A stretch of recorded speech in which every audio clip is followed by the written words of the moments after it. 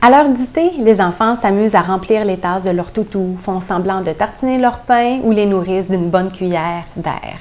Les enfants jouent à faire comme les grands, mais quand ils arrivent à table, ils redeviennent tout à coup petits. À quel moment doit-on les laisser se débrouiller seuls et comment stimuler leur autonomie? Dès l'âge de 2-3 ans, ils sont capables de boire proprement au verre et se nourrir à la cuillère sans faire de dégâts, et ils commencent à utiliser la fourchette. C'est en les laissant se pratiquer qu'ils arrivent vers 3-4 ans à maîtriser la fourchette, par exemple, pour piquer ou écraser les aliments. Soyez patients.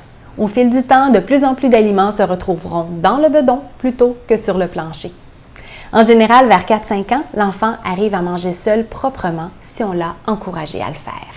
Et à cet âge, il a assez joué à verser du thé imaginaire, il peut maintenant verser du vrai lait ou de l'eau dans son verre si le contenant n'est ni trop lourd ni trop rempli. Enfin, même si les enfants aiment bien faire tartiner leur pain, à partir de 5 ans, encouragez-les à utiliser le couteau pour le faire eux-mêmes. Ils apprendront aussi progressivement à couper leurs légumes et leur viande.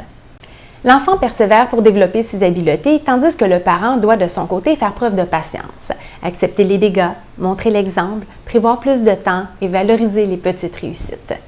C'est vrai qu'en temps presse, le réflexe d'un parent est de le faire pour l'enfant, mais c'est important d'accorder régulièrement du temps pour que l'enfant développe son autonomie.